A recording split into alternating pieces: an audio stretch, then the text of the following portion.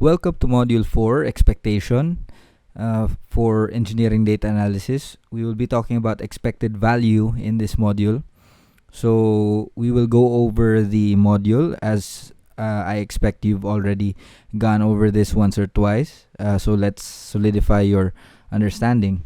We will be going over two examples before formalizing the definition of expected value in terms of probability and statistics. So in example M4.1, suppose we have a 6-sided die marked with 5 3s and 1 6.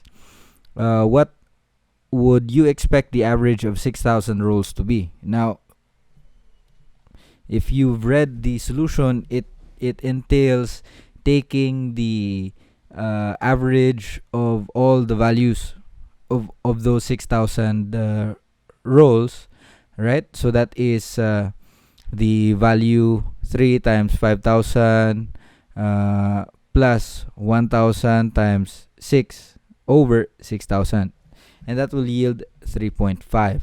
Okay, so now this is 5,000 because we expected that roughly 5/6 of the rolls will give a 3 and only 1/6 will give 6. That makes sense because 5 of the sides are marked with 3s and only 1 comes from 6. Okay, so this is basically an approximation. Okay, but that doesn't affect the point that we are trying to get across. The point that we are trying to get across is that this is basically, the expectation is basically just the average of those values, okay? And this will come in handy when we're dealing with random variables. So for example, M4.2, we roll 2 standard 6-sided dice, okay? So that's the dice you commonly use. You win 1,000 if the sum is 2 and lose 100 otherwise, okay? So if the sum is not 2, then you lose $100. So how much do you expect to win on average per trial? Okay, so the probability of getting a 2 is 1 over 36, right? So if you play n times, you can expect 1 over 36 times n of 36 trials, okay? To give a 2, and 35 over 6 of the trials to give something else, right?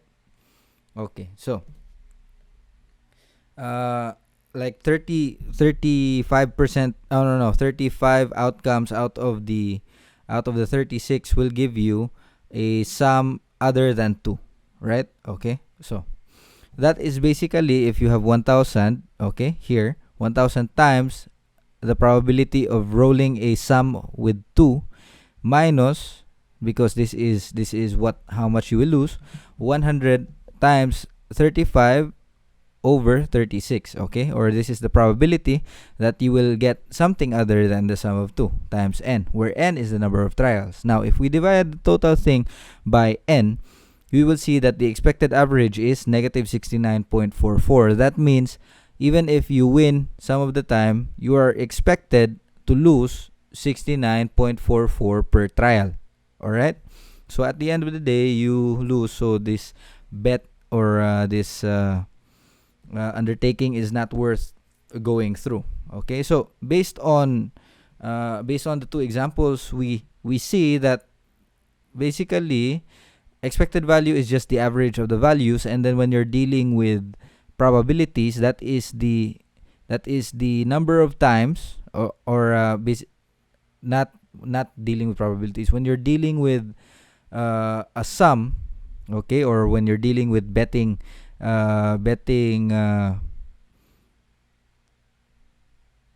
problems, okay, when you're dealing with betting problems, that is just basically the amount you will win times the probability you will win minus the amount you will lose times the probability you will lose, all right?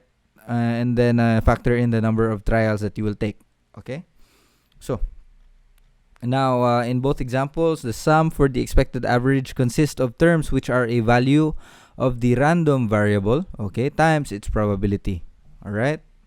So even here, all right, the basically this 5,000 is the probability, okay, and then this 1,000 is probability because we have 6,000 rolls, and there are 5/6 5 over 6 is the probability of rolling a 3, while there is only 1 over 6 probability to roll a 6, okay? that's where we multiply the 6002. All right, so moving on.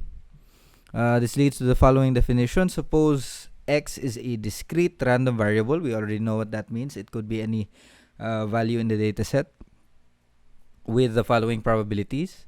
Now, the expected value of x is denoted as e of x and is defined by this expression here. All right, so it's just basically the sum, right, of the probability times the value of the discrete random variable. All right, and the sum meaning when you're dealing with two or more outcomes. All right, so you're just adding your probabilities, okay, times the values of the random variables. So the expected value is also called the mean or average of x and often denoted by mu. Okay, so the expected value also need not be a possible value of the random variable. Okay, rather it is a weighted average of the possible values. Okay, so expected value is a summary statistic providing a measure of location or central tendency of a random variable. So this term of central tendency is driving us towards the statistics side of our subject. Okay, so if all the values are equally probable, then the expected value is just the usual average of the values, or that means that your probabilities for each of the random variables are the same. Okay, so for example, M4.3, we have to find the expectation or the expected value for the random variable x with the table given there with the probability mass function. Okay, so applying the definition, we have 1 over 6 times 1, because this is the value of the random variable, times the probability of that variable. Okay, plus 1/6 times 3 plus 2/3 times 5, and the expected value for the expected value of the random variable is 4. Okay, now for example M4.4, let x be a Bernoulli random variable. Okay, find the expected value. So when we're dealing with Bernoulli trials, remember that there are only two values for the random variable, that is 1 and 0, because it's either success or fail, and that's why we only have 1 and 0, and the probabilities are p and 1 minus p. That is if we haven't been assigned a probability yet for success. Okay, and that's why we have p times 1 plus 1 minus p times 0. Okay, and that's equal to p. Next, we'll be talking about mean and center of mass. Okay, now where does the probability mass function come from, and why are we calling it the probability mass function? Okay, so let's just highlight that. If we place an object of mass p of x, okay, or basically this mass is just the probability at a position x sub j for each j, then the expected value is the position of the center of mass.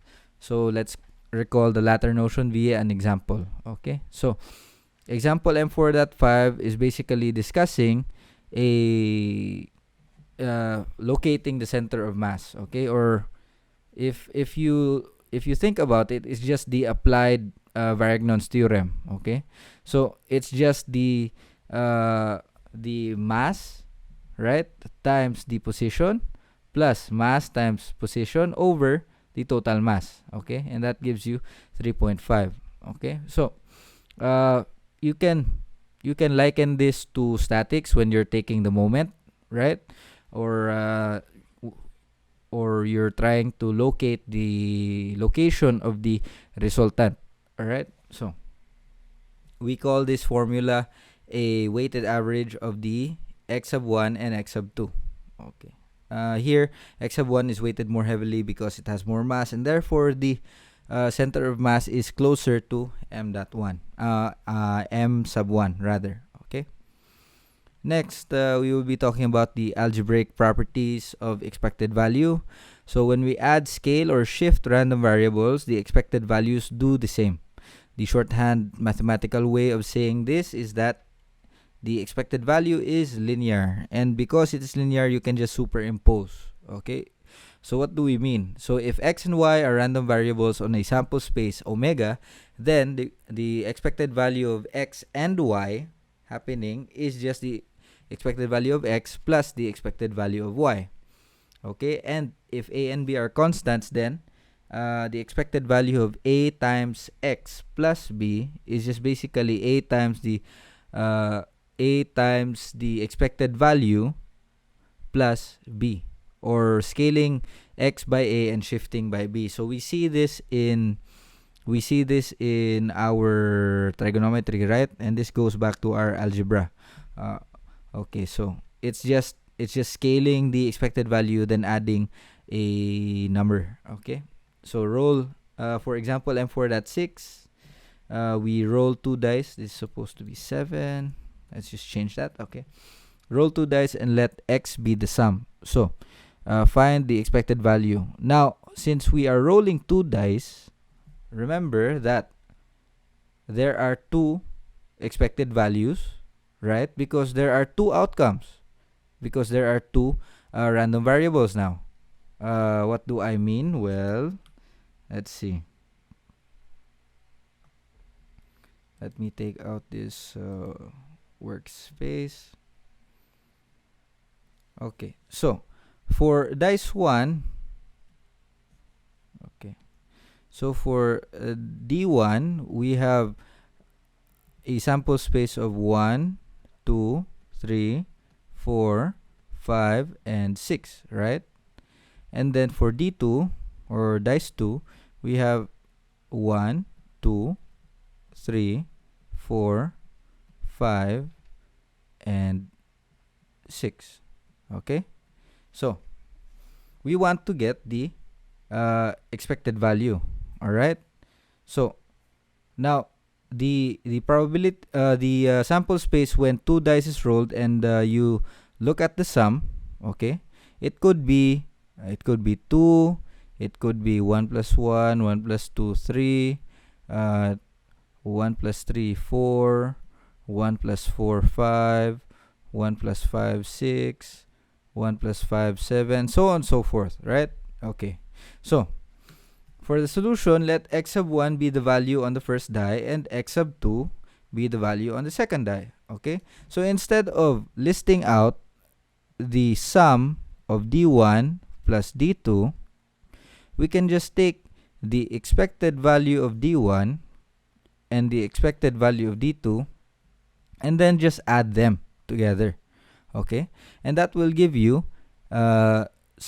Okay, because that is the expected value of 1 is, and the expected value of dice 2 is 3.5, since they are the same, right? Because that is expected value is basically 1/6 times 1 plus 1/6 times 2, based on the definition, right?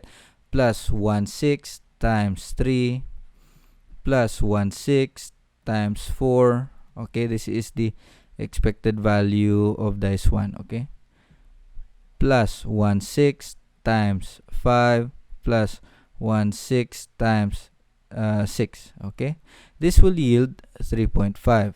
Okay, so this is basically, or this rule basically says that you can superimpose to avoid having to go through listing out all the sums. Okay, so I hope that's clear. So therefore we have 7. And then for example M4.7, let x be binomial and p. Okay, so it's a binomial distribution. Find the expected value. Okay, so summed up, this solution will give us the unexpected value of n times p. All right, recall that x models the number of successes in Bernoulli in the Bernoulli distribution, successes n in the Bernoulli distribution, random variables which we will call x sub 1, 2, x sub n. The key fact we highlighted in the previous module for this class is that x, or the random variable, is just basically the sum of all the random variables, okay? Or it could be any random variable, okay? Depends on how many or your target n is, okay? So using the algebraic property 1 to make the calculation simple, we have np. Now when you see a symbol like this usually means n, okay? It could be any number, all right? So this could also be computed directly as such, because recalling the Bernoulli trial or Bernoulli probability distribution, the formula goes nck times the probability of success to the k times the probability of failure to the n minus k, okay? And then you can multiply that by the random variable k. All right, so that will yield you a series that involves differential equations. So it's better for us to use property 1 because this is not included in our study as of now, okay? So we will just stick with algebraic property 1. This example basically tells us that we want to make things simple, okay? So moving on, we have here an infinite series. Now basically example M4.8 says that when you have an infinite series, which means a number of or a set of random variables that go up to infinity, the mean can not exist. Not necessarily that the mean does not exist for all infinite series. It just means that sometimes it can happen that in an infinite series there can be no mean, okay, because the expected value is too large, or the data set is too large. It extends to infinity, and when you divide by infinity, well, you still get infinity, okay? So infinity over infinity cannot be 1. It's still infinity. All right, so proofs of the algebraic properties. This basically shows us lines that gives us proof for these for properties 1 and 2. Pretty self-explanatory. I mean, you can read that on your own time. So let's move on to the next examples. M4.9 is supposed to be 10. This is supposed to be 11. This is supposed to be 12. And this is supposed to be 13. Alright, so let's move on. The mean of a geometric distribution. So let x, or the discrete random variable, be in a set of geometric probability distribution. So recall, this means x takes values k from 0, 1, 2 up to infinity, or up to n, with probabilities p of k equals 1 minus p times kp, okay? So recall that when we talk about a geometric distribution, we're talking about the number of times that you will fail before you succeed, or the number of times that you will succeed before you fail. All right, so the mean is given by 1 minus p over p, and in example M4.9 you are supposed to find the proof for the formula of the mean, okay? Now this example was made especially for people who like to use formulas, okay? Now if you like to use formulas and you don't like to take note of the concept, that's fine, but when it comes to asking if the formula is applicable for what you are solving, you will not know because you don't know where the formula comes from, right? Or if the problem is tweaked a bit, then you will not know what to do. Okay, so it's always important for us to know where the formula comes from. And here it's been derived that the formula is basically from an infinite series. Okay, and then it's very very self-explanatory. I mean you can read this on your own time. In any case, it will resolve into 1 minus p over p. Okay, and that's the expected value for any geometric distribution. Okay, so moving on and applying the formula that we already derived in the module. So flip a fair coin until you get heads for the first time. Expect what is the expected number of times you flip tails. Okay, so since this is basically an infinite geometric series, I think you can liken it to your advanced algebra when you're taking the sum of an infinite geometric series, right? Okay, so that's 1 minus p over p, and that is 1. Okay. Next, M4.11. This can be applicable also to basketball or sports.